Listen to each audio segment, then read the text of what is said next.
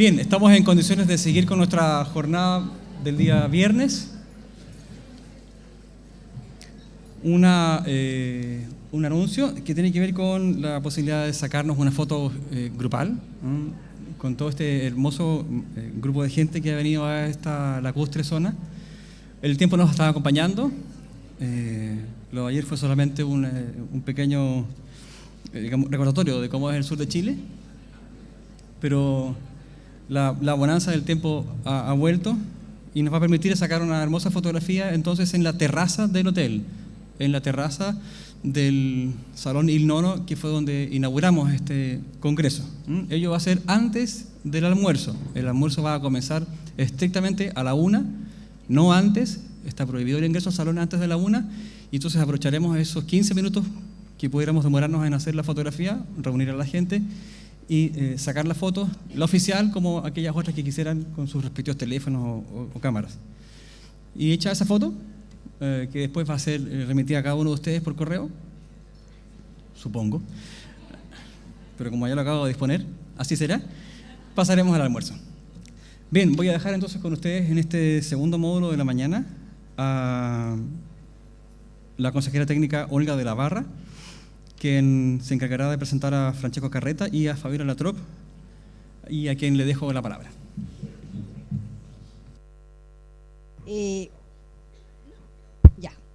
A continuación corresponderá el tema uso de sala Gesell por el señor Francesco Carreta Muñoz, abogado de la Universidad Austral de Chile, doctor en Derecho de la Pontificia Universidad Católica de Valparaíso, Chile, profesor de Derecho Procesal Civil, Departamento de Derecho Procesal Civil de esa casa de estudios, director del Diplomado en Derecho Procesal de Familia de esa misma universidad, y una de sus últimas investigaciones en que está trabajando es para un proyecto Fondesit, y es un estudio sobre la desformalización del proceso judicial de familia e infancia de cara a su adecuada comprensión y aplicación en la justicia de familia chilena.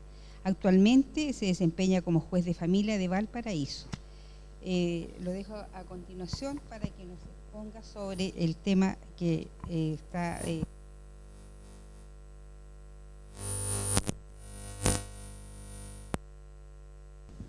¿Aló? ¿Bien? ¿Se escucha? Muy bien. Bien, muchas gracias entonces a la comisión organizadora de este tercer Congreso de Jueces de Familia. Bueno, y el tema, le hice una pequeña modificación, ¿no? Luces y sombras sobre el uso de la sala Gesell en la justicia de familia. Bueno, les cuento, a propósito de esta exposición, hace unos meses atrás me puse a investigar sobre la sala Gesell, y para ello, aparte de las fuentes doctrinarias que pude encontrar para elaborar mi investigación, también efectué un estudio empírico de carácter cualitativo, por el cual entrevisté a 10 jueces de familia de distintas regiones, algunos están presentes, y les pregunté sobre ciertos aspectos que quería abordar en esta investigación sobre el uso de la sala Gesell. Bien, se trata de un estudio de carácter cualitativo, hago la prevención porque aquí no hay una pretensión estadística, por cierto, ¿no? Se trata de hacer ciertas inferencias que nos den ideas de cómo se están usando la sala Gesell el día de hoy en la justicia de familia. Bueno, y en base a eso, en base a esas inferencias, pude rescatar algunas hipótesis que les voy a presentar a continuación, que son las que guían este estudio y por ende la exposición siguiente. Bien, la primera hipótesis que pude divisar es esta. La utilización de la sala Gesell es un buen, aunque no imprescindible, aditamento que sirve a la protección jurídica del derecho del niño a ser oído. La segunda nos dice que, a pesar de lo anterior, es factible que algunos jueces prescindan de su uso o lo hagan de manera intermitente en favor de criterios subjetivos. La tercera, es dable que dicha abstención encuentre como causa una serie de justificaciones plausibles. En cuarto punto, es posible que a estas alturas, luego de su consolidación, sea necesario enmendar los fundamentos jurídicos y fácticos sobre su utilidad. ¿Bien? Entonces, para abordar estos puntos, siempre es necesario un marco general, al cual me voy a referir a continuación. La sala Gesell tiene un origen en cuanto a su denominación en la experiencia del doctor Arnold Gesell. Él, a principios del siglo anterior, se dedicó a observar el desarrollo de la personalidad de los niños, ¿bien? Y sacó varias obras al respecto. Yo pude contabilizar unas 10 que nos hablan del desarrollo, por ejemplo, de los 1 año a los 3, de los 3 a los 5, 5 a 6, etcétera, etcétera. Y el ingenio de este doctor fue en que para hacerlo usó un domo de observación, ¿bien? Y ese domo de observación, como el que se ve en pantalla, poseía una ranura donde se podía observar cómo los niños interactuaban con ciertos estímulos que se les iba dando, ¿bien? Entonces, hay un origen solamente o una relación denominacional con la experiencia del doctor Gesell en cuanto a que en las salas Gesell actuales encontramos una segregación de 2 espacios. Una sala de observación, ¿bien? Y una sala de entrevista. Pero no hay ninguna otra relación a mi juicio. Pues como el mismo doctor Gesell señaló, esto se trata de un insumo de investigación científica. Por lo demás, es muy difícil pensar que el doctor Gesell iba a tener en mente la persecución penal o la justicia de familia. A él le interesaba un aspecto meramente científico de esto, ¿no? No era resguardar los intereses de los niños o evitar algún tipo de problema respecto a ellos. Simplemente era una cuestión de investigación. Bien. Ahora, luego de eso, y ahí ustedes ven la foto de Patch Adams, creo que todos los conocemos o pudimos ver la película. Creo que es bien ejemplificadora y por eso la puse ahí, porque tenemos que tener presente que de acuerdo a las normas que están transcritas, es decir, el artículo 69 de la Ley 19.968 y el artículo 12 de la Convención en relación a la observación general número 12 que detalla ese artículo 12, bien, lo que tenemos que tener en cuenta para entrevistar a un niño no es solo una infraestructura, sino un entorno completo, ¿bien? Tanto es así que pude, en esta pesquisa, indagar ciertas fuentes en la justicia de familia en el Reino Unido, y fíjense que ahí se discute mucho si la solemne vestimenta de los jueces no sería tentatorio contra los intereses de un niño.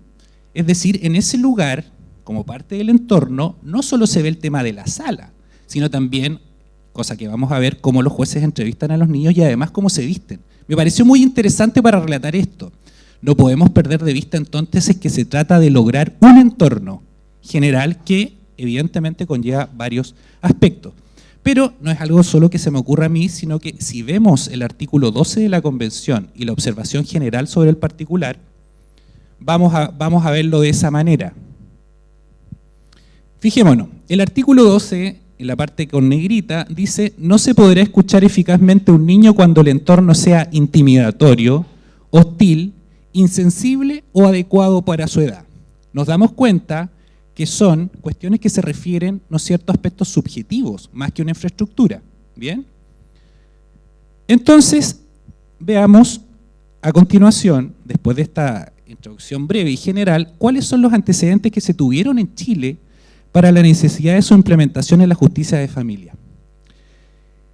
En esto, bueno, les tengo que contar que la pesquisa no está resuelta aún, ¿no? Pero no pude encontrar ningún estudio de impacto sobre la necesidad de su implementación. Hablo de un estudio de impacto, un estudio interdisciplinario que detallara cuál era la necesidad que la justicia de familia, ¿no es cierto?, tenía para implementar estas salas, porque esto ustedes se imaginarán que implicó un gasto bastante alto al Poder Judicial chileno.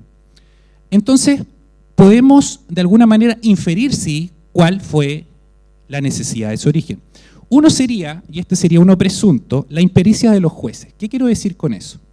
Es altamente probable que nosotros cuando entrevistamos a un niño lo hagamos de manera tosca, hostil, subjetiva, sugestiva, y por lo tanto eso sería per se una especie de vulneración que ameritaría el uso de estas salas. Pero no solo eso, sino que hay antecedentes a mi juicio mucho más concretos. Está el acta 73 del año 2014, que es el acta precisamente que motiva el uso de estas salas, donde aparece ahí, literalmente: deberá contarse con un registro audiovisual de la entrevista que permita respaldar lo señalado por el niño o niña adolescente y evitar la revictimización en otras instancias judiciales. ¿Bien? Revictimización. Por lo tanto, ahí ya estamos viendo un antecedente un poco más concreto de por qué se crearon las salas. Pero fijémonos, también en el mismo autoacordado aparece lo siguiente, y llama mucho la atención. Dice que el origen, al parecer, estaría en un plan piloto que sobre el particular se efectuó en el Tribunal de Familia de Melipilla el año 2010. Desde eso se señala inmediatamente a continuación que se habría autorizado por el presidente de la Corte Suprema de ese entonces la aprobación presupuestaria para la construcción de las salas en todo el país. Y a mi juicio, también algo que no está ahí en pantalla, uno tiene que observar, por ejemplo, el manual de abordaje de las salas, que está disponible para todos los jueces de este país. Analicé las fuentes del plan de abordaje y me encontré que todas las fuentes, o la mayoría de ellas en realidad, habla de la victimización secundaria en la justicia penal. Bien, por lo tanto, de todos estos instrumentos, podemos ver que el leitmotiv de la implementación o la necesidad de implementación de las salas es la victimización secundaria. Ahora, ¿la victimización secundaria en qué aspectos? Uno, para evitar aquella impericia que yo ya les señalé de los jueces. En segundo lugar, para recibir en un tribunal a los niños en un lugar acogedor. Y en tercer lugar, porque los medios tecnológicos que posee la sala permitirían de alguna manera videograbar lo que los niños dicen, de tal manera que no tengamos que citarlos más de una vez sobre estos puntos. ¿Bien? Ahora, ¿qué opiniones tienen los jueces respecto a esto? Recuerden que les comenté que hice un estudio de carácter cualitativo y entrevisté a algunos colegas, sin nombre por cierto, que nos dieron luces sobre el particular. Fijémonos. Antes. Ahí. Cito al niño solo si es estrictamente necesario, ello porque citarlo al tribunal puede ser vulnerador. Juez 5. Cito al niño solo una vez por la victimización secundaria. Juez 8. Entiendo que las salas se crearon para evitar la victimización secundaria, para evitar que el niño se vea perturbado por la entrevista. ¿Bien? Entonces, naturalmente, podemos de alguna manera presumir de que uno de los grandes motivos para la implementación de la sala fue evitar la victimización secundaria. Pero creo que aquí tenemos que poner el punto exacto. ¿Qué quiero decir con esto? Fíjense en la imagen, ¿no? Eso es una novela de Guillermo Sacomano que se llama Cámara Gesell. Y fíjense lo que tiene. Tiene un arma. ¿Qué les quiero decir con esto? Y por eso señalo contextos, mitos y realidades respecto a la victimización secundaria. La victimización secundaria es tremendamente útil y se ocupa en la justicia penal. Existe una serie de estudios científicos que avalan la producción de la victimización secundaria en la justicia penal. Son muchísimos los estudios que hay. ¿Bien? Tanto es así que les insisto, el manual de abordaje y sus fuentes hablan de este asunto en la justicia penal. Pero el quid es, ¿podemos trasladar la experiencia desde la justicia penal de la victimización secundaria a la justicia familiar? Yo tengo dudas. Primero, porque no encontré, y me he esforzado en hacerlo, y voy a tomar nota si alguien de ustedes luego me dice si existe algún estudio sobre la victimización secundaria en la justicia de familia. Yo no encontré ninguno, pero, por cierto, puede que se me hayan ido algunas fuentes y me esmeré. No encontré ninguno específicamente señalado a la justicia familiar. Y creo que no lo encontré por lo siguiente. Si nosotros vemos los parámetros de la justicia penal, vemos que uno de los fines, ¿cierto?, es la sanción del culpable de transgredir una norma y cometer un delito. Por ende, la entrevista que un niño se le va a ser en torno a aquello. Fiscal, defensor y juez no están preocupados primeramente del interés superior de ese niño. La preocupación de ellos naturalmente es secundaria. La preocupación de ellos es determinar la culpabilidad del sujeto. ¿Bien? Entonces ya ahí tenemos un parámetro dispar. En la justicia de familia, nosotros no estamos preocupados de, ¿no es cierto?, el delito. Nosotros estamos preocupados esencialmente del interés del niño y por eso lo estamos entrevistando. ¿Bien? Por lo tanto, ya hay un matiz esencial que es diametralmente opuesto y distinto en la justicia penal y en la justicia de familia. Por lo demás, Fíjense ustedes que en la justicia penal, las fuentes que pude indagar también se refieren a delitos específicos, que son atentados en la esfera sexual de los niños, niñas y adolescentes. No en cualquier delito. Y nosotros en la justicia de familia vemos muchas más cuestiones que la posible comisión de un atentado sexual respecto a un niño. ¿Bien? Pero aún así nosotros nos vamos a preocupar de otras cosas en esos casos. Pero para entender más la idea, permítanme una digresión. Ayer creo que se habló, ¿no es cierto?, de la entrevista video grabada en la justicia penal, que a mí me parece fantástica. De hecho, creo que es muy buena, y que se haya promulgado como ley en esa justicia me parece fabuloso por todo lo que les digo, porque en esta pesquisa me pude dar cuenta que la victimización secundaria existe en la justicia penal y por eso era necesaria esa entrevista video grabada. Pero, ¿será necesaria la justicia de familia? Aquí tengo otras grandes dudas. Por lo siguiente, fijémonos. En el transcurso de un caso de la justicia de familia, la causa de pedir cambia constantemente. ¿Qué quiero decir con esto? Si yo entrevisto a un niño al inicio del proceso, es probable que todas las circunstancias por las cuales lo trajeron aquí cambien, muten, de tal manera que al final o en el intermedio tenga que entrevistarlo de nuevo. Si yo encapsulo lo que el niño dijo y petrifico todos los aspectos de aquello en una entrevista inicial, voy a quedar de brazos cruzados en la siguiente. Y no solo por eso, en la siguiente vez que sea la necesidad de entrevistarlo. Y no solo por eso, sino que también pensemos en la dirección material que los jueces de familia asumimos en los procesos. Si un colega le preguntó a un niño y usó una teoría del caso, precisamente yo puedo tener una distinta y querer cambiar los matices de la entrevista. Si esto se petrifica una vez, entonces se coarta esa posibilidad también. Entonces creo, les insisto, que la entrevista video grabada es muy útil y necesaria en la justicia penal. Y qué bueno que haya salido como ley, pero no estoy tan claro que sea útil y necesaria la justicia de familia. Muy bien. Sobre esto hay muchas otras cosas, por cierto, pero estamos dando un semblante general. Fíjense en la experiencia comparada a lo que pude encontrar. No hablan insisto, no hablan de la victimización secundaria de la justicia de familia, pero cuentan experiencias bastante singulares.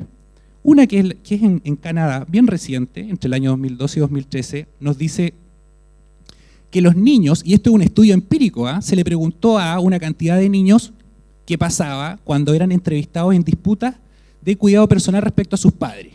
Estamos hablando de un estudio científico serio, en una revista indexada, muy seria, empírico. ¿Bien? Y ahí se señala que los niños se ven aliviados a hablar con los jueces. Es decir, quieren hablar con los jueces. Y eso me llamó mucho la atención. Yo tenía la ideación de que a los niños no les gustaba hablar con los jueces. Pero ahí se dice que sí. Otro estudio en el Reino Unido del año 2011 dice que los niños perciben, bien, que sus propias perspectivas son valoradas por los jueces y eso también les da un sentimiento de alivio. Y otra señala algo que es natural. Un niño siente ansiedad en hablar con un juez al inicio, que es otra de la justicia de familia de Canadá, pero naturalmente después se siente muy aliviado porque en este estudio empírico, les insisto, los niños manifestaron un alivio en haber hablado con el juez y haber podido contribuir a la solución del asunto. 3 estudios en 2 justicias de familia que podemos decir son bastante avanzadas. ¿Bien? Pero permíteme contarle una experiencia en el Tribunal de Valparaíso. Me tocó entrevistar a un niño, yo estaba en medio de esto y hice lo siguiente, ¿no? Le pedí a la consejera técnica que antes de la entrevista hablara con el niño muy empáticamente. Yo me puse en el lugar natural que tenemos todos nosotros en el pedestal de las salas de audiencias ordinarias, de una forma muy solemne, y la consejera le pregunta al niño, ¿con quién prefieres hablar? ¿Conmigo o con el juez? ¿Qué creen ustedes que dijo el niño? Con el juez. Entonces me llamó mucho más la atención, porque ese mito que yo tenía de que nosotros hacemos todo muy mal en ese sentido, y que es cierto que lo hacemos, ya les voy a preguntar cómo se soluciona este asunto, ¿no? Eso sí está bien, creo que somos todos torpes y no tenemos las habilidades para hacerlo, pero bueno, eso tiene otro remedio. Pero esa experiencia me llevó aún más a pensar de que realmente, ¿no es cierto?, no era el gran problema la impericia de los jueces para la implementación de la sala. Bien. Otra de las observaciones que pude observar en este estudio cualitativo están relacionadas con la inmediación. Fíjense, algunos jueces dijeron, para irme apurando, el segundo dijo, sí, no lo entrevisto directamente porque eso me dijeron en la capacitación, entiendo que se pierde la inmediación con entrevistar no entrevistar al niño directamente, sino que verlo a través de la sala de entrevista. Muy bien. Entonces, hay dudas respecto a la inmediación de todos los que estamos acá en el uso de la sala Gesell. Pero ojo, porque esas dudas que nosotros tenemos no solamente son nuestras. Si nosotros vemos el acta que ya les señalé sobre el uso de las salas, hay 3 ministros de la Corte Suprema que se oponían a que fuera una persona distinta al juez que entrevistara a los niños. Fíjense, perdón. Bueno, no, déjalo ahí. Estos 3 ministros, si usted ve el acta, y está al final del acta, son muy categóricos en afirmar que a ellos no les parece que sea un consejero técnico el que entrevista a los niños, sino tiene que ser el juez. ¿Muy bien? Ahora, tenemos que tener presente lo siguiente, la inmediación, aun cuando hay muchas opiniones doctrinarias sobre esto, en resumen, señala que nosotros tenemos que tomar contacto directo con los elementos del proceso, no solo las pruebas, porque es discutible si la opinión del niño es prueba o no, pero bueno, eso es otro tema, para efectos de tomar una mejor resolución del asunto. ¿Bien? Nosotros tenemos que tomar contacto directo. Pero muchos pueden decirme, y así se reveló en este estudio, bueno, pero igual veo al niño desde la sala de observación a la sala de entrevista. Pero fíjense que eso rompe uno de los aspectos que pude indagar respecto a la inmediación de un niño, que ya vieron, que es la empatía, que es lo que señalo ahí. ¿Bien? Pero la empatía no porque a mí se me ocurra, sino porque la observación general 12 lo dice. Fíjense, la 12 dice que el niño tiene que ser escuchado, el contexto en el que el niño ejerza su derecho a ser escuchado tiene que ser propicio a inspirar confianza. Y el que lo entreviste tiene que estar dispuesto a escuchar y tomar en consideración seriamente. Creo que esos son los verbos que conjugan la empatía. No confundir con el rapport. Ahí yo entiendo que hay una relación de género-especie. El rapport es un arma que usan los psicólogos para las entrevistas, que es muy útil y que ellos aprenden, por cierto, en la cátedra correspondiente que tienen en la universidad. La empatía es la habilidad que nosotros podemos desarrollar, ¿bien? Y que es mucho más general. Pues bien, otro de los problemas que tuvimos acá, para ir más rápido, ¿bien? Es contrariedades que detecté en el manejo de las salas, porque hay cuestionamiento de la doctrina y creo que este cuestionamiento es razonable. Me explico. Hay un artículo muy bueno que señala que los abogados no entran a la sala de observación, los abogados de las partes. Bueno, todos decimos, sí, claro, porque si no vamos a atentar contra la confidencialidad y por ende la intimidad del niño, ¿cierto? Que es el rasgo fundamental de la confidencialidad. Pero fíjense qué ocurre acá. Ellos dicen, bueno, si nosotros no entramos a esa entrevista, es decir, los abogados de las partes, entonces todos los matices que nosotros pudiésemos hacer notar al juez y dirigir de acuerdo a nuestras propias teorías del caso, esa entrevista se pierden. Cosa que no ocurre en la justicia penal porque recuerden que hay entrevista fiscal y defensor y juez. Acá las partes no. Pero lo peor dicen es que si lo que los niños dicen permanece en secreto, ¿dónde quedó mi derecho a recurrir? ¿Me explico? Nosotros vamos a tomar la decisión jurisdiccional en base a lo que el niño dijo y así lo vamos a decir en la sentencia. Es el fundamento principal de nuestra sentencia. ¿Cómo voy a recurrir si no tengo los argumentos para yo a su vez dar los contraargumentos necesarios para que las cortes las tengan en cuenta? Bien, estamos hablando de cuestionamientos generales. La otra es la insuficiencia en la capacitación de sus operadores y bueno, algunos dicen que fue hace mucho tiempo, que se encontró liviana, que fue por pocos días, etcétera, etcétera. Versus lo que dice la observación general 12. Dice, no es posible escuchar eficazmente a un niño si no se cuenta con la debida capacitación del personal a cargo. Nosotros no podemos entrevistar a los niños si no estamos efectivamente capacitados para hacerlo.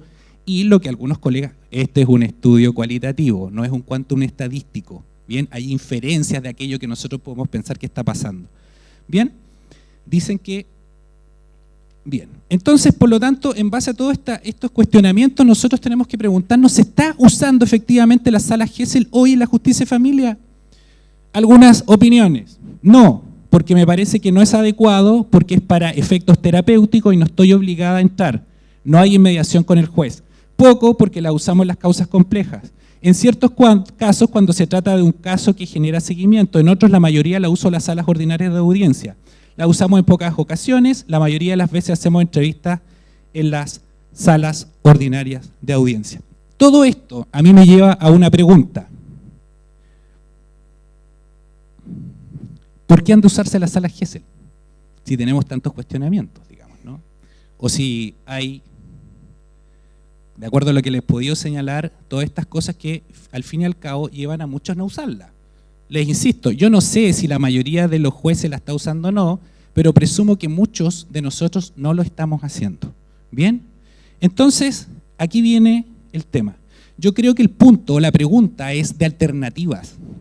Si no entrevistamos los niños en la sala Gesell, los entrevistamos entonces ahí, en la sala ordinaria de audiencia. Ese no soy yo, por cierto.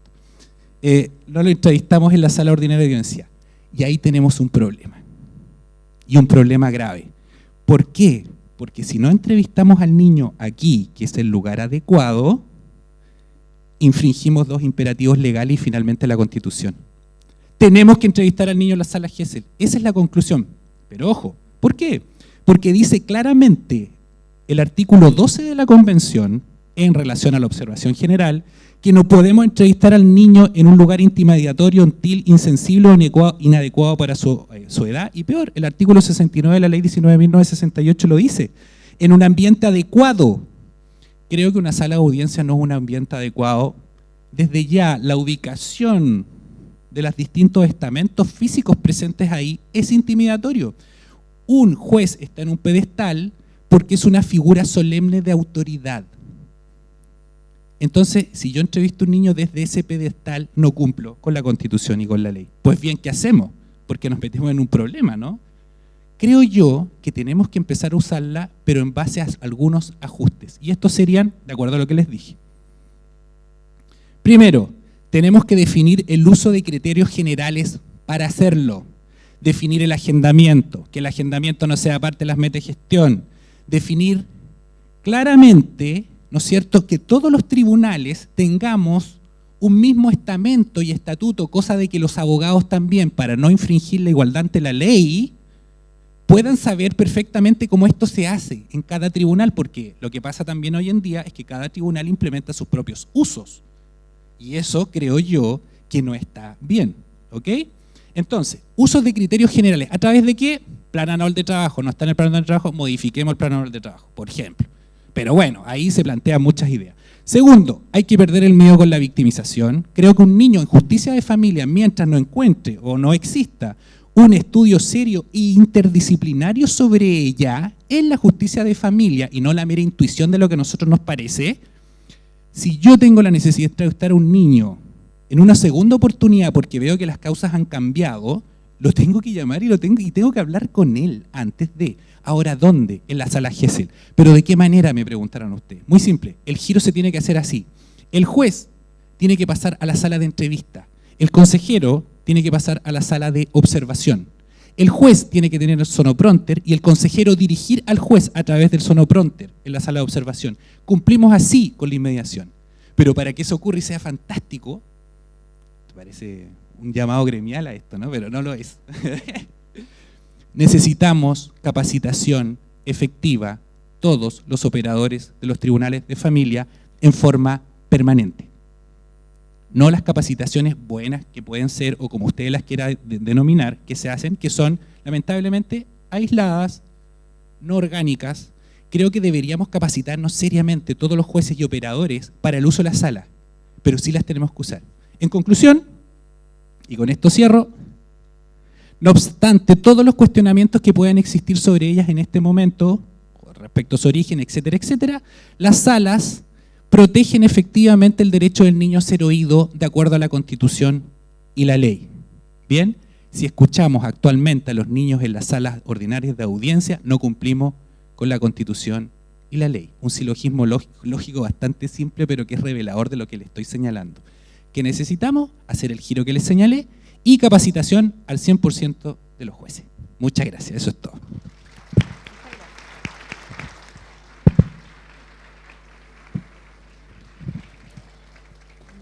La Sala Gesell.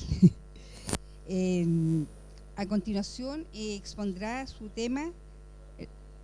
Las consultas se harán al término del módulo, ¿ya?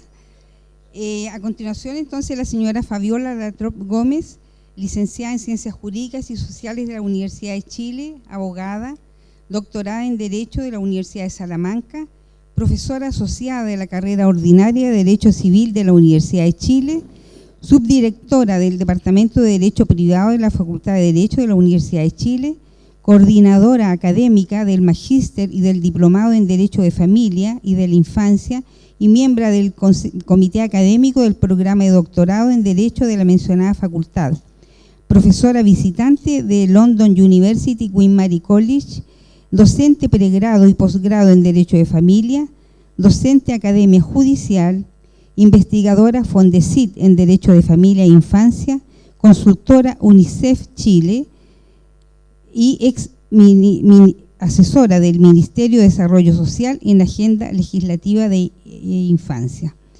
Entonces le corresponde a ella exponer sobre la Ley 21.030, despenalización del aborto en tribunales de familia.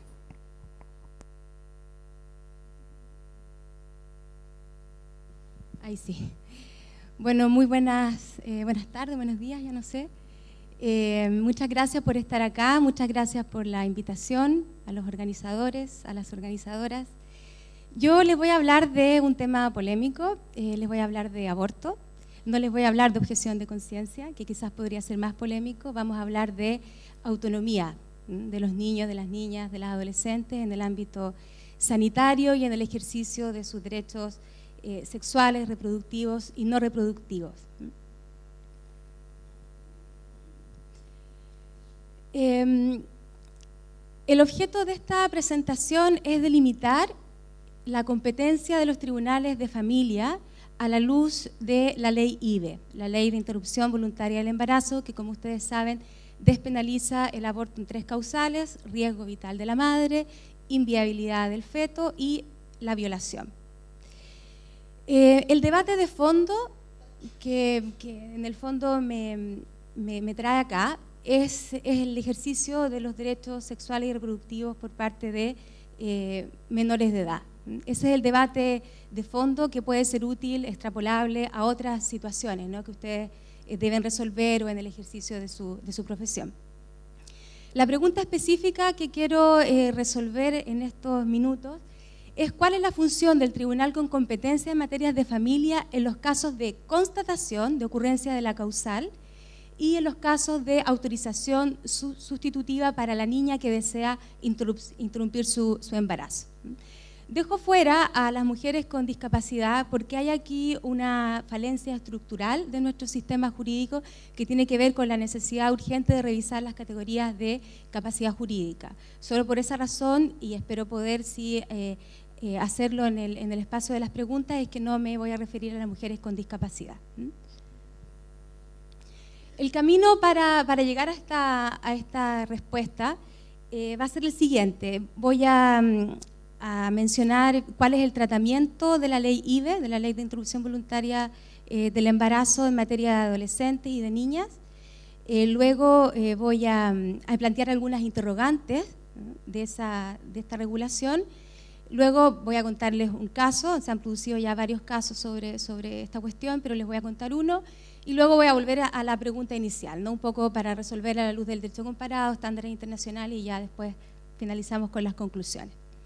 ¿Recuerdan ustedes el caso de Belén, ¿no?, de esta niña de 11 años que en el 2013 quedó embarazada producto de violaciones reiteradas de su padrastro? En este caso nosotros vemos 4 intereses, o al menos 3, porque el padre está bastante silente en esto, involucrados, no necesariamente contradictorios o aparentemente no contradictorios. Tenemos el interés de la niña que quiere continuar con su embarazo. Tenemos a la madre que señala que su pareja está siendo perseguida injustamente porque las relaciones entre Belén y su pareja fueron consentidas. Y tenemos al Estado, que la voz del expresidente Piñera, en ese momento era presidente, dice, miren, la niña es tan madura que ella quiere continuar con su embarazo porque sabe que el delito de aborto en Chile no es posible. Bueno, hoy en día esa realidad es totalmente distinta, ¿no? Tenemos una ley que permite la interrupción del embarazo solo en 3 causales, una ley que fue publicada en septiembre del año 2017 y que tiene ya una normativa a nivel reglamentario y técnico. Existe un reglamento de las prestaciones incluidas en el programa de acompañamiento de la ley IVE. Tenemos también una norma general técnica sobre la cual voy a volver en un rato más, que es la 197 sobre acompañamiento y atención integral de la mujer. Y finalmente, ¿verdad?, el famoso protocolo de objeción de conciencia que, como ustedes saben, fue dictado en la administración anterior y reemplazado el 23 de marzo de este año. Pues bien, ¿cuál es, a la luz de la ley IVE, la situación de las mujeres menores de edad hoy en día actualmente frente a la interrupción voluntaria del embarazo? En primer lugar, hay que hacer 2 distinciones, al menos. La primera es que el Código Sanitario, en su actual redacción, distingue entre la adolescente y la niña. Cuando hablamos de adolescente, la ley IVE lo que establece es que debe informarse a su representante legal.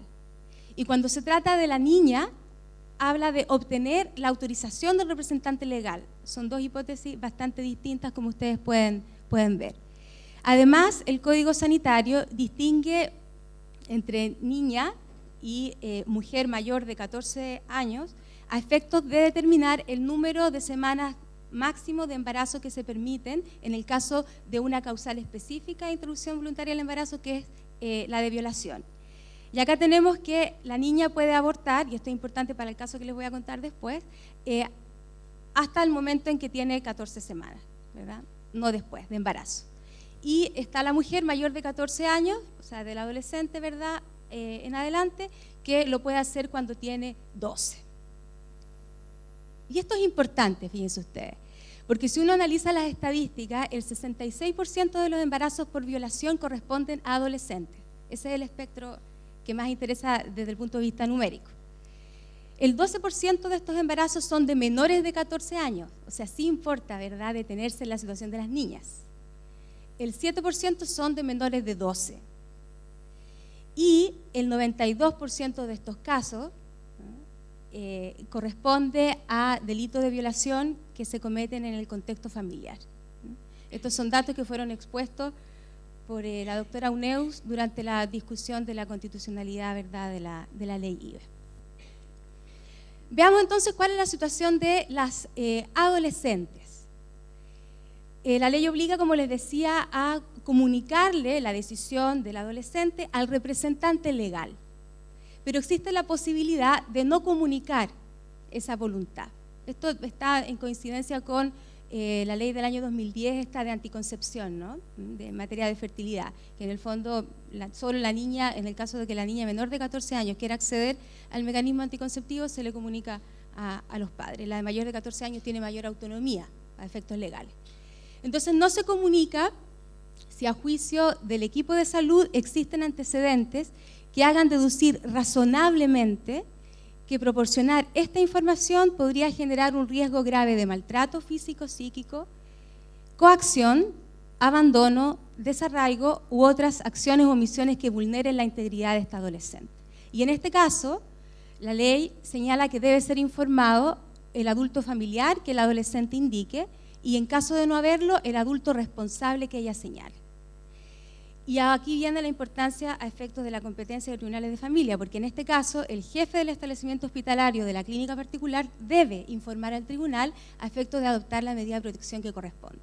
Se presume entonces la existencia de un riesgo, de una grave vulneración de derechos y por lo tanto el tribunal debe adoptar la medida. Eso en cuanto a las adolescentes, solo deber de informar. ¿Qué pasa en el caso de las niñas, es decir, las menores de 14 años? ¿Cuándo hay intervención judicial? La ley exige intervención judicial, además, ¿no?, de la concurrencia de la voluntad de la niña, en los siguientes casos. Para que constatar la causal del aborto. Si el representante legal no es sabido o se niega a dar la autorización a la niña para que se practique la IVE, la niña puede, es podera, ese es el verbo que utiliza la ley, puede, asistida por un equipo de salud, solicitarle al tribunal la autorización. ¿Ya? Es la niña la que decide, asistida por el equipo de salud. Y además, y esta es probablemente la hipótesis más compleja de resolver, se autoriza la intervención judicial sustitutiva.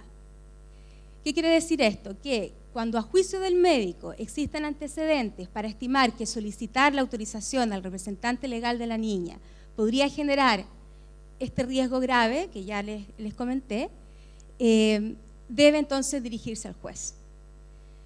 La opinión del médico en este caso debe constar por escrito y es solicitada, dice la ley, la autorización sustitutiva al juez con competencia en materia de familia del lugar en donde se encuentre la niña. Entonces, en resumen, tenemos tres tipos de procedimiento, ¿no? Tres objetivos de la intervención judicial. El primero, la adopción de la medida de protección en el caso del adolescente cuando se entienda que notificarle al representante legal le causa este grave riesgo. En segundo lugar, la constatación de la causal. Aquí ustedes probablemente no alcanzan a leer, pero el procedimiento está configurado de la siguiente manera. Recuerden que esto sucede a petición de la niña, asistida por el equipo de salud, cuando se debe obtener la autorización, pero acá el representante legal se niega o no está habido. Entonces ahí la niña le solicita al juez, insisto, que autorice la interrupción del embarazo. Se resuelve esta solicitud sin forma de juicio y verbalmente, a más tardar dentro de las 48 horas siguientes a su presentación, con los antecedentes que le proporcione el equipo de salud, oye a la niña, oye al representante legal que ha denegado la autorización y si lo estima procedente a un integrante del equipo de salud. Y después tenemos la autorización sustitutiva, que la ley agrega otras características del procedimiento, dice que el procedimiento será reservado, que no será admitida oposición de terceros distintos al representante legal y la resolución es apelable y se tramita conforme a la regla de la agregación extraordinaria.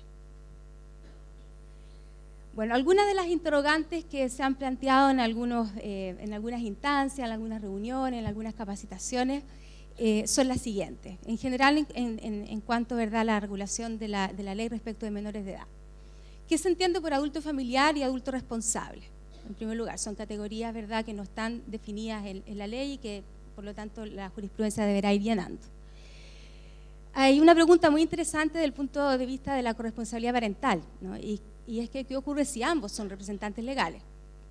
Y sobre todo esto es importante a partir del 2013, en donde cuando los padres, ¿verdad?, viven juntos, son los dos representantes legales porque tienen la paria potestad supletoriamente, ¿verdad?, dada por la ley. Entonces es muy probable que hayan dos representantes legales. Entonces aquí uno podría plantearse a su vez si la niña siempre tiene que optar por uno.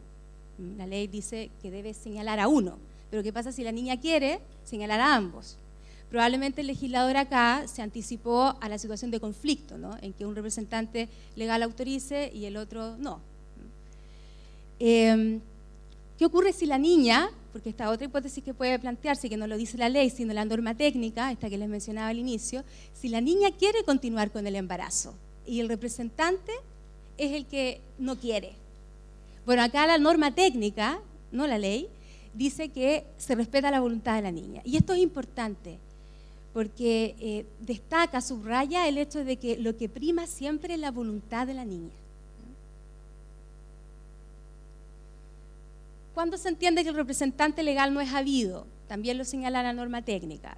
Cuando está ausente el territorio de la República, cuando hay riesgo de vencimiento del plazo y no se lo ubica, cuando la niña ignora el lugar de su residencia, cuando, aún conociendo presuntamente su residencia, no se puede establecer una comunicación con él pese a los esfuerzos que se hagan, y cuando está privado de la patria potestad por sentencia judicial.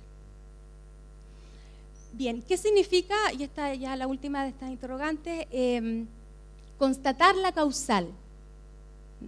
¿Qué significa que el juez constate la causal? Que se cumplen los requisitos de edad, el número de semanas, la edad de la niña.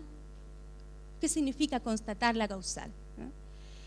Bueno, acá fíjense ustedes que la ley, en el único momento en que se refiere indirectamente a esto, no es a propósito de la intervención del juez, sino del equipo de salud, y en específico para el delito de violación. Y dice, un equipo de salud especialmente conformado para estos efectos confirmará la ocurrencia de los hechos que lo constituyen y la edad gestacional, y debe informar por escrito a la mujer, al representante legal y al jefe del establecimiento hospitalario o de la clínica particular. El proyecto de ley, en su redacción original, era mucho más categórico en términos de la intervención judicial en el caso de constatación, y decía imperativamente constatará.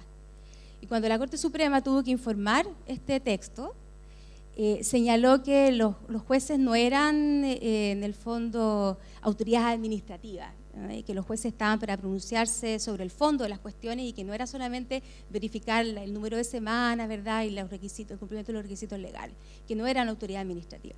Pero sin embargo, 4 ministros de la Corte Suprema hicieron un punto que a mí me parece muy razonable, y es que dijeron estas cuestiones tienen que ver con la salud privada y pública de las personas, y los jueces poco tenemos que decir sobre esto. Por lo tanto, es en el ámbito médico en donde debe constatarse la causal y no en el ámbito jurídico judicial. Es un elemento de la historia de la ley que cabe tener en cuenta para ver qué significa constatar. Adelante. Uno podría pensar que esta constatación significa corroborar que la voluntad de la niña es libre. Lidia Casas, por ejemplo, la penalista experta en el delito de aborto, señala que esta es la finalidad de la ley, ¿no? Que el juez confirme, ¿verdad?, que el consentimiento de la niña ha sido informado, que está exento de fuerzas, ¿no?, de presiones. A partir de esto uno podría preguntarse si la niña debe ser examinada psicológicamente para verificar el grado de madurez, por ejemplo.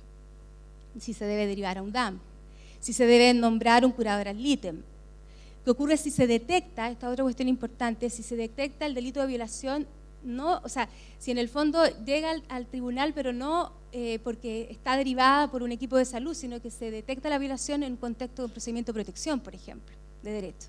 Hay que hacer el reenvío, entonces, el juez de tribunal de familia al equipo de salud. Lo que está claro es que todas las atenciones, todas las prestaciones que esta normativa reglamentaria ha puesto a disposición de la niña, ¿verdad?, tienen que verificarse de alguna manera. Entonces ahí tendrán que establecerse las coordinaciones del caso.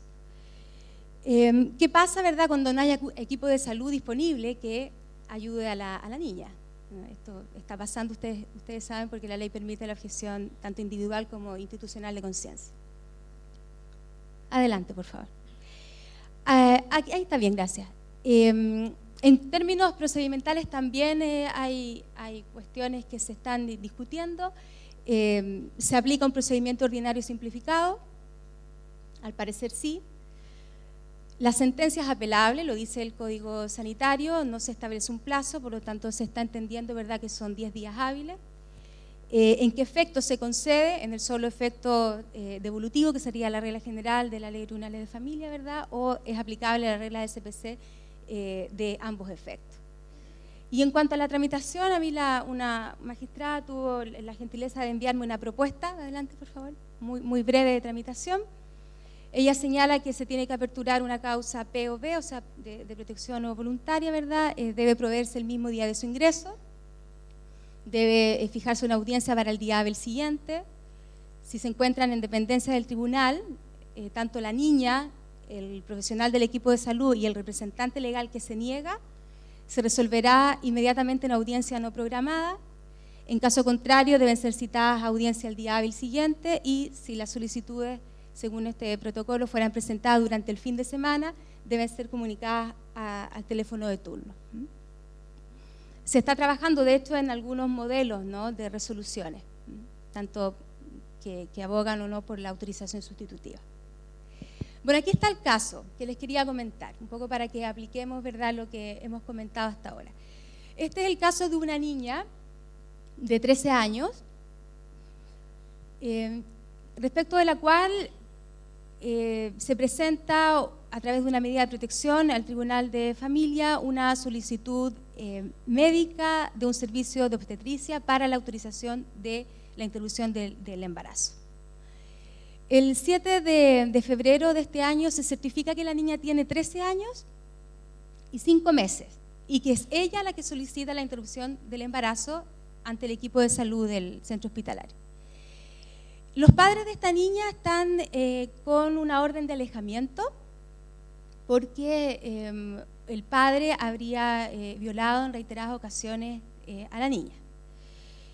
El 19 de enero del 2018, la niña ha afirmado que ella habría sido violada por 2 adolescentes.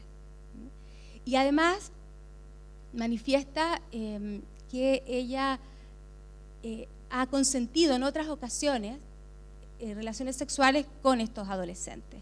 Esto se los comento solo para ilustrarles cómo ella ya ha entrado, ¿verdad?, en actividad sexual. Ella es una niña activa sexualmente. Da lo mismo para efectos penales porque es violación impropia, ¿no? Bueno, esta niña, como está alejada de sus padres, está bajo el cuidado provisorio de una tercera persona. Y esto es importante, el equipo de salud estima por escrito que esta niña no, o sea, que esta tercera persona, no tendría la facultad legal para firmar los documentos administrativos involucrados, dice, en la Ley de Interrupción Voluntaria del Embarazo. Se deja constancia además específicamente que la niña al ingresar al hospital tiene 14 semanas de embarazo, ¿no?, pero que se le habría practicado una ecografía en este mismo hospital cuando la niña se presenta por primera vez, toma contacto con el sistema de salud, ¿verdad?, teniendo 11 semanas y 4 días. Esto es importante para efectos de las semanas que van transcurriendo y cómo nos alejamos de los plazos máximos, ¿no?, de interrupción del embarazo en el caso de violación. Y bueno, como existe orden de alejamiento, el equipo de salud entiende primero que hay que constatar, ¿no?, porque por haber orden de alejamiento entiende que no es sabido el representante legal y además entiende que hay grave riesgo. Entonces aquí se nos abren las 2 posibilidades que hemos visto, ¿verdad? Constatación de la causal, en cuyo caso recuerden que era solo la niña la que solicitaba al tribunal, no el equipo de salud, y la segunda alternativa que es el riesgo grave. Y aquí sí es donde se abre la posibilidad de intervención judicial más profunda, ¿verdad?, más fuerte que la autorización sustitutiva. Bueno, ¿qué hace el Tribunal de Familia? Deniega la autorización, dice la edad gestacional del feto y evidentemente del embarazo que presenta la niña excede de 14 semanas, siendo en concreto de 14 semanas y 2 días. Y bueno, la niña está obligada, ¿verdad?, por el Estado chileno a continuar con este embarazo. Ordena que se mantengan un PRM y con el programa de acompañamiento que la ley IBE, ¿verdad?, obliga a ofrecer. Entonces las preguntas que yo me hago frente a este caso. ¿Era necesaria la autorización del representante legal? Sí, ¿verdad?, porque es una niña, es menor de 14 años. ¿Era necesario constatar la causal? Sí, si el sujeto no era habido, si el representante legal no era habido, ¿verdad? Y solo si la niña lo solicitaba, insisto. Y bueno, la pregunta más polémica es si hay riesgo grave o no, que ameritara entonces esta intervención judicial que autorizara sustitutivamente la interrupción del embarazo y que en el fondo llega tarde, ¿no?, con 2 días de retraso. Volviendo a la pregunta inicial, ¿no?, ¿cuál entonces es la función del Tribunal de Familia en el caso de constatación de la causal y la autorización sustitutiva? Yo les mencionaba al inicio, a propósito del caso de Belén, ¿no?, de la niña de 11 años en el año 2013, la concurrencia de distintos intereses que gravitan en estas problemáticas. Jaime Couso identifica al menos 3 intereses involucrados en este tipo de cuestiones, ¿no?, en el ejercicio de los derechos sexuales y reproductivos por parte de adolescentes. Dice la protección del derecho de la niña a acceder a la interrupción voluntaria del embarazo y de su derecho a la privacidad y confidencialidad. En segundo lugar, el interés público y de la niña, y también, por cierto, de los padres, en que ella cuente con la guía y el acompañamiento necesario. Y por último, el interés público y de la niña en la prevención de riesgos para su salud y bienestar que pueden provenir de la forma en que el sistema de salud responde a la solicitud de la niña.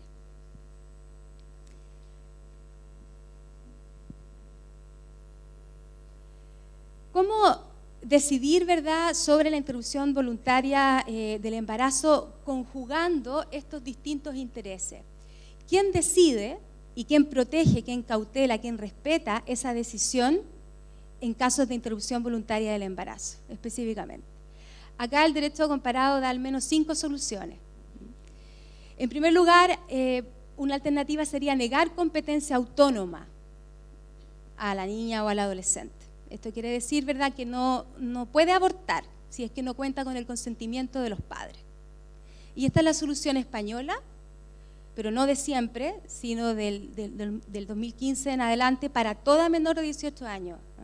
Zapatero estableció que era solo para las menores de 16 años y con el cambio de gobierno se aumentó de 16 a 18. Es el caso de algunos estados de Estados Unidos también, pero siempre, excepcionales por cierto, pero siempre con la posibilidad del bypass judicial. ¿Qué quiere decir esto? Que aunque la ley le niegue competencia absoluta a la menor de edad, igual siempre tiene la posibilidad, a partir de un famoso caso que hubo, de ir al juez y decirle, ¿sabe qué? No, yo decido por mí misma, soy madura y por lo tanto no le comunique a mis padres y menos, ¿verdad?, le exija a ellos que decidan por mí. Está también la posibilidad de reconocer competencia autónoma, pero negando parcialmente confidencialidad, que es un poco lo que hace, ¿verdad?, la ley chilena a propósito del adolescente, que le dice, sí, tiene autonomía, pero le vamos a comunicar al representante legal.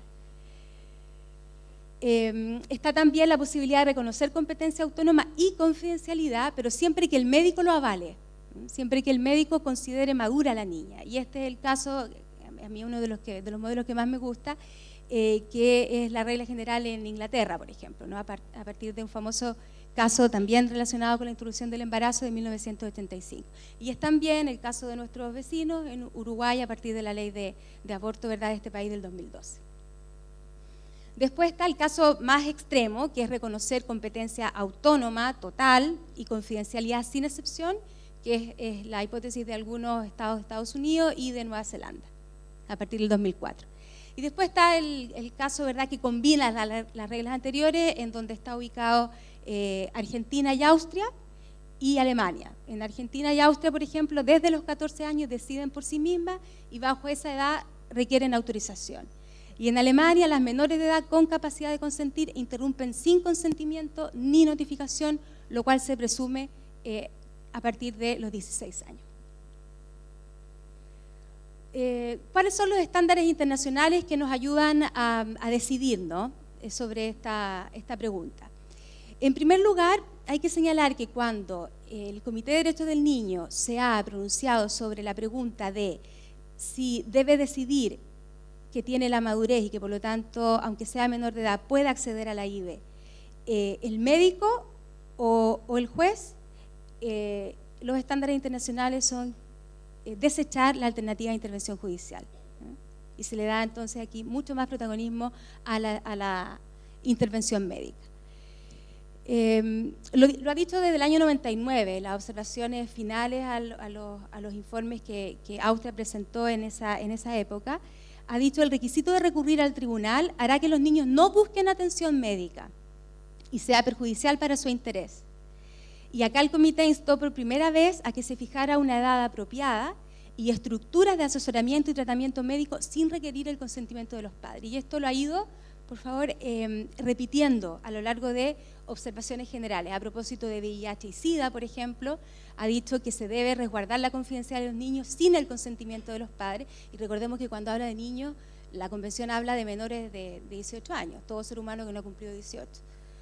Después, en la observación general del año 2003 también, de desarrollo y salud del adolescente, ha señalado que se debe adoptar una edad mínima para acceder a tratamientos de salud sin consentimiento de los padres, que los estados deben garantizar el derecho a acceder a información sobre salud sexual y reproductiva, independientemente de las capacidades evolutivas de los niños, ahí se está refiriendo a la información y al consentimiento de los padres. Y finalmente la observación general del año 2009, ¿verdad?, del derecho a ser oído, en donde se requiere la presunción por parte de los estados de que los niños son capaces de expresar sus opiniones, también, dice el comité, en el ámbito de la salud sexual y reproductiva. Conclusiones. En primer lugar, tenemos que constatar que, como en tantas materias, ¿verdad?, en Chile hay mucho por hacer. Existe un vacío tremendo en materia del ejercicio autónomo de ciertos derechos en el ámbito sanitario para nuestros menores de edad, y lo hay también incluso para los mayores de edad. No hay nada en nuestra ley que haga delimitar, ¿no?, el momento a partir del cual o bajo qué condiciones los niños son más maduros para tomar decisiones sobre su propio cuerpo. La ley de derechos y deberes del paciente nada dice, la ley de 2010 sobre fertilidad tampoco. Pero lo que está claro es que se trata de un derecho personalísimo. Esto es como el derecho a la imagen o como el derecho a la honra. Nadie puede ejercer por mí el derecho a la imagen. El derecho a la vida privada lo tengo yo. Al honor lo tengo yo. Nadie lo puede ejercer por mí. Porque si alguien lo ejerce por mí, el derecho se desnaturaliza, deja de ser lo que es. Y esto pasa con los derechos de nuestras adolescentes y de nuestras niñas a propósito de los derechos sexuales y reproductivos y no reproductivos, porque también hay derecho a no reproducirse. Esto es importante porque Aida Kemmelmacher, una profesora argentina, dice que en materia médica se produce una mayoría de edad anticipada. ¿Por qué? Porque la conciencia del propio cuerpo llega mucho antes que nuestra mayoría de edad. Todos tenemos conciencia de nuestro propio cuerpo y de nuestro deseo sexual antes, ¿verdad?, de los 18 años. Eso es una realidad.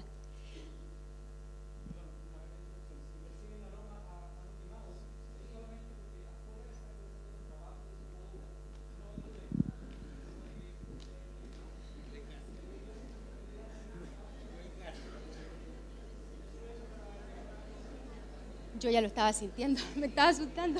Gracias, gracias, José Ignacio. Entonces, en materia de competencia médica, se anticipa, ¿verdad?, la mayoría de edad. Después hay que tener en cuenta también, a mi juicio, que es cierto que es una decisión que no es reversible. Imagínense para una niña, para un adolescente, incluso para una mujer ya madura, ¿verdad?, mayor de edad, lo que significa, lo que implica tomar esta decisión. Marca tu vida. Y bueno, especialmente, ¿verdad?, para los niños que están en una situación por su edad, ¿verdad?, su condición, es aún más importante, ¿verdad?, contar con la guía y con el acompañamiento de aquellos seres queridos.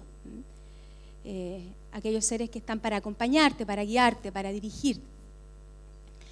Entonces, uno podría pensar que la decisión de IVE o de no IVE amenaza la autonomía futura del niño, y por eso hay autores que señalan que esto representa una razón suficiente para que los padres, por esa sola situación, puedan intervenir.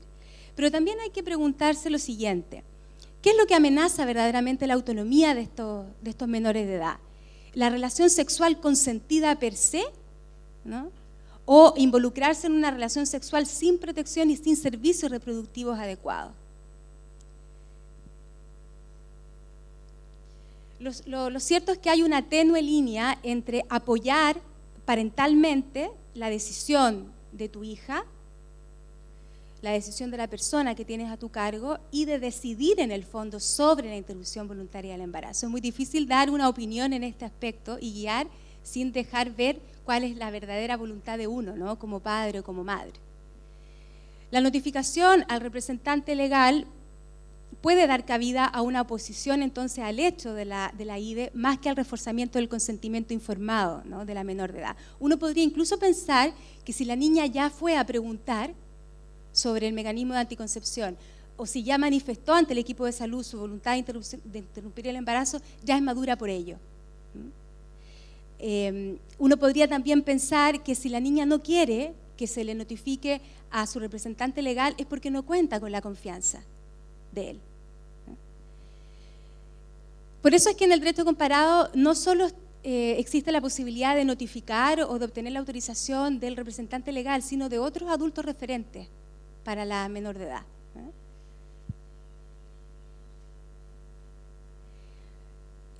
Cuando el juez constata la causal, debe respetar, esta es mi opinión, a la niña, a la voluntad de la niña, y cerciorarse que su voluntad sea expresada, informada y libremente. Esto no está dicho en el texto de la ley, pero sí emana, ¿verdad?, de su espíritu, a mi juicio. En penúltimo lugar, cuando sustituye la autorización en caso de riesgo grave, el parámetro debe ser la Convención de los Derechos del Niño para el juez. Fíjense ustedes que la ley de IVE nunca menciona el interés superior del niño, nunca. En todas las modificaciones que hace al Código Sanitario, al Código Penal y a la ley de trasplante y donación de órganos, no menciona el interés superior del niño. Pero el juez obviamente debe tenerla como instrumento cardinal, ¿no?, de su razonamiento judicial. Y acá la Convención de los Derechos del Niño, al abordar la autonomía, no ha centrado el poder de decisión sobre estas materias, ni en el niño ni en los padres de forma exclusiva. Lo que ha intentado hacer la Convención es establecer un balance entre el derecho a tomar decisiones para los padres y los menores de edad mediante la aplicación de un estándar. Y ese estándar es el de protección de las capacidades evolutivas del niño y su mejor interés. Al referirse al ejercicio de las responsabilidades parentales, el artículo 5 de la Convención ocupa las palabras dirección y guía. Dirección significa un propósito y la guía significa supervisar, asistir, instruir en el proceso que te encamina a esa dirección. Por lo tanto, en resumen, cuando uno ejerce las responsabilidades parentales conforme a la autonomía progresiva del niño, lo que hace es dirigirlo y guiarlo hacia, ¿verdad?, el propósito que queremos encaminar, ¿no?, hacia el propósito al cual queremos encaminar a nuestro niño. Y finalmente, señalar que para mí lo ideal, ¿verdad?, el estándar que debió haber cumplido la ley de IVE en Chile, habría sido, en primer lugar, abrirse a la posibilidad de anticipar, al menos, ¿verdad?, en materia sanitaria, la mayoría de edad. En segundo lugar, dejar la determinación de la madurez de la niña no en el juez, sino que en el equipo de salud inicialmente, y solo, y así siguiendo los estándares internacionales de desjudicialización, permitir la intervención del juez cuando no haya claridad, ¿no?, sobre la madurez de la niña. Muchísimas gracias.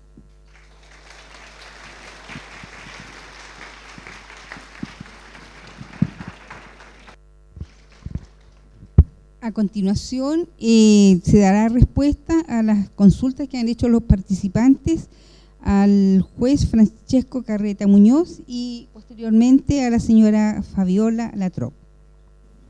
Muy bien, voy a leer la pregunta. ¿De qué forma se puede aplicar los criterios de la sala Gesell a los jueces de tribunales mixtos, que no contamos con las salas ya que solo existen en tribunales especializados? Muy bien, como señalé, y esto hay que tener súper presente esto,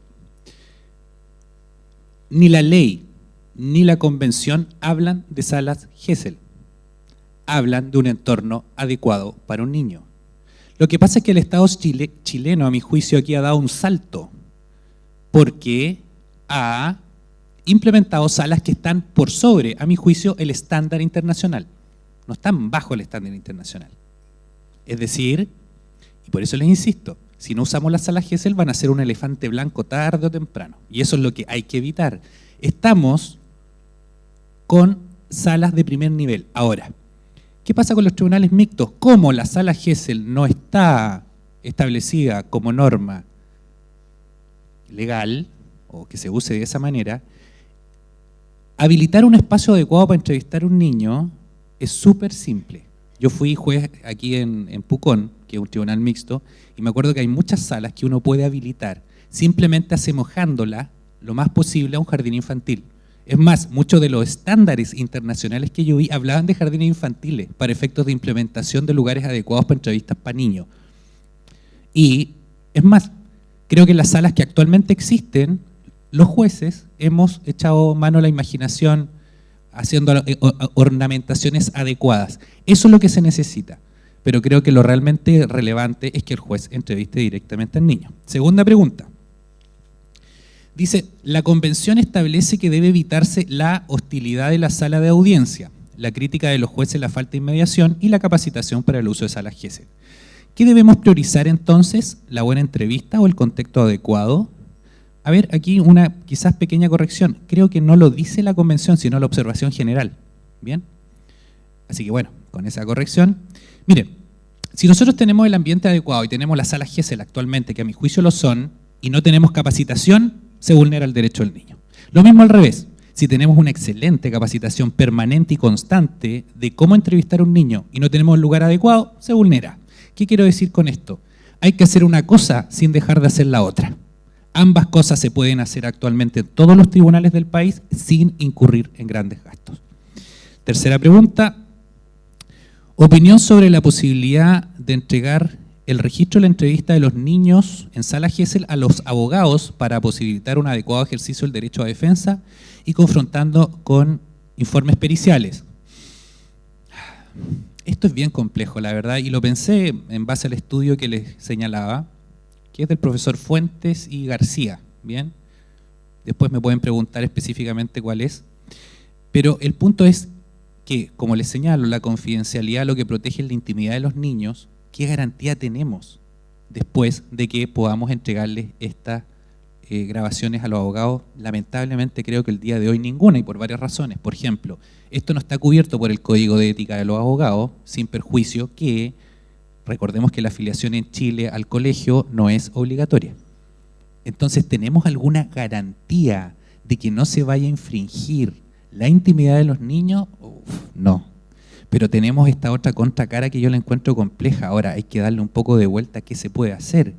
Los abogados tampoco tienen noción de lo que un niño dice, entonces después me pregunto yo, ¿cómo recurren? Es complejo, ¿no? Es una situación bastante complicada. Creo que esto hay que seguirle dando vuelta. Esto no ha sido parte específica de mi investigación, como para tratar de dar un mecanismo que concilie todo acá. Bien, creo que el derecho a defensa es muy importante, como creo que es mucho más importante la intimidad del niño también. ¿Ok? Bien, esas son las 3 respuestas. Muchas gracias. A continuación, entonces, la señora Fabiola Latrop dará respuesta a las consultas que se le han hecho. La primera pregunta: ¿cómo se materializa la autorización que solicita la niña sin intervención del representante legal, considerando la permanente compañía de éste o la imposibilidad de una niña de acudir sola al servicio de salud? Y a continuación, ahí mismo dice apelación, ¿en ambos efectos o solo devolutivo?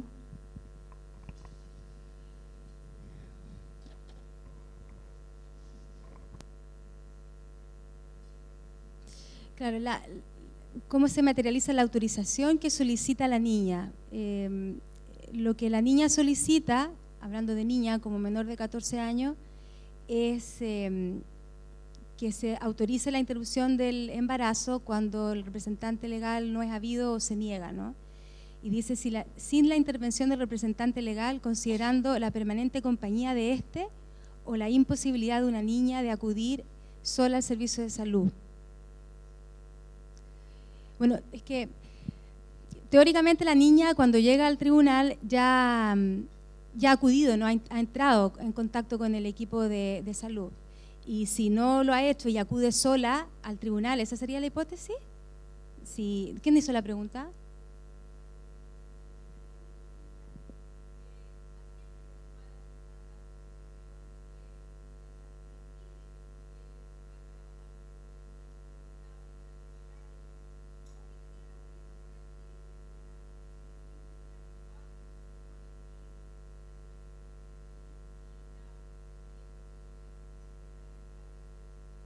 La niña que entonces no tiene nadie que la acompañe en este proceso.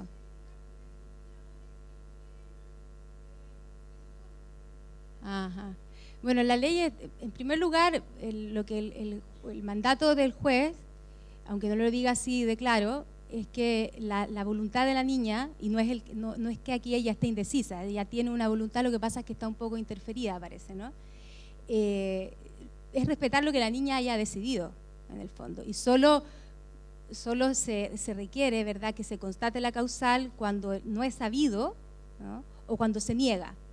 Si no hay, creo que por ahí va la pregunta, si en el fondo no hay oposición explícita de parte de estos cuidadores, si nada dicen, insisto, la niña no vale su sola voluntad. Y cómo llega al servicio de salud, si llega o no llega acompañada, bueno, eso es una cuestión que escapa, ¿verdad?, a la ley. No, eso tiene que ver con los dispositivos de protección que se tienen que ir implementando, ¿no?, a propósito de la aplicación de la ley. La segunda pregunta: si el equipo médico concluye que no existe violación, ¿la niña puede acudir directamente al juez o jueza? Claro, esta también es una pregunta que ha salido en algunas capacitaciones, ¿no?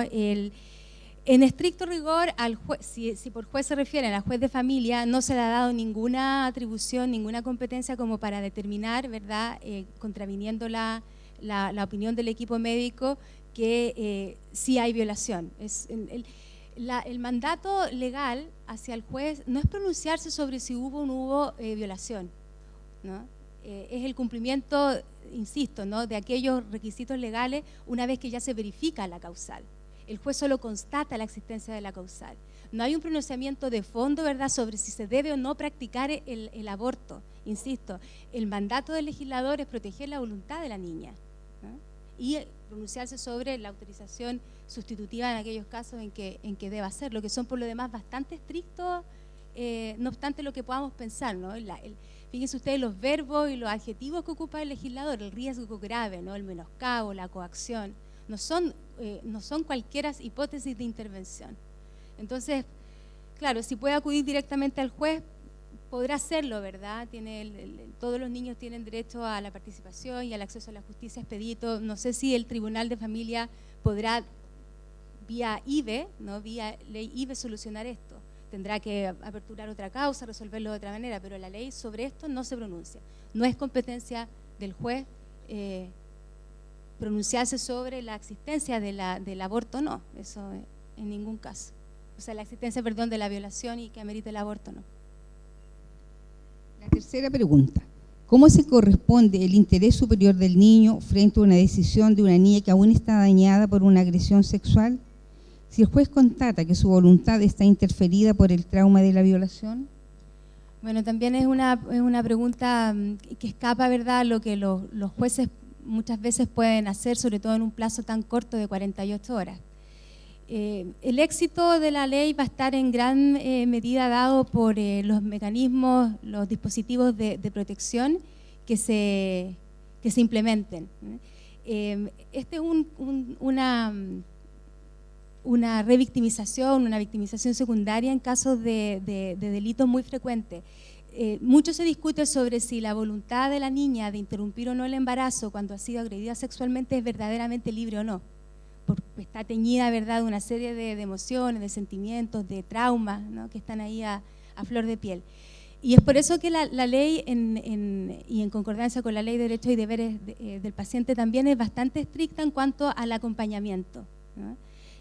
La bajada que se ha hecho, a mi juicio, al menos en este aspecto de la ley IVE, al reglamento ha sido bastante minuciosa, y he tenido acceso a algunos documentos que se están trabajando en los servicios de salud, y si se cumplen, ¿verdad?, la niña debiera contar con esa asistencia psicológica. Y si el juez de familia verifica que la niña ha sido sometida a este programa de acompañamiento, que es antes, durante y después, y que ha recibido la atención, debiera estar en condiciones de afirmar que esa voluntad está libre, ¿no?, al menos desde el punto de vista de lo que a él le corresponde, no por mandato de la ley.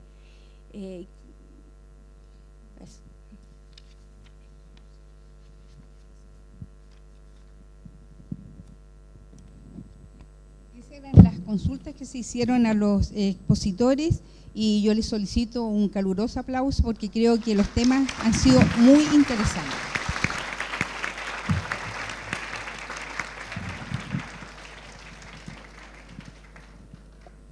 El comité organizador de este tercer Congreso Nacional de Jueces y Jueces de Familia quiere hacer entrega a los expositores de un presente en agradecimiento a su participación en este evento.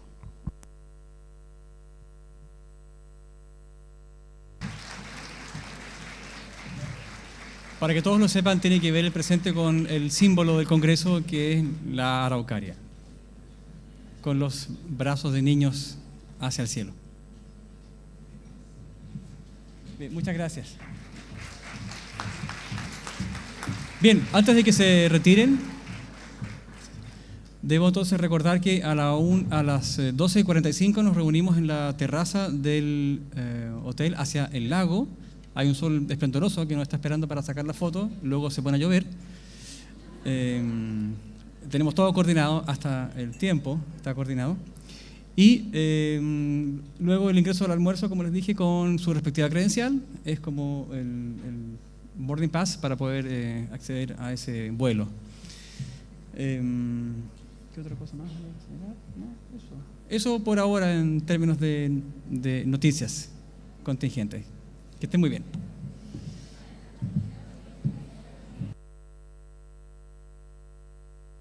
Recordé algo más, no se retiren todavía.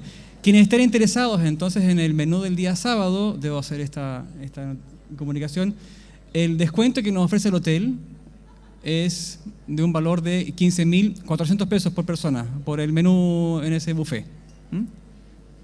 Los que estén interesados, por favor, después de este almuerzo de hoy, me lo hacen saber para confeccionar una lista y entregársela a la organización del hotel. Gracias.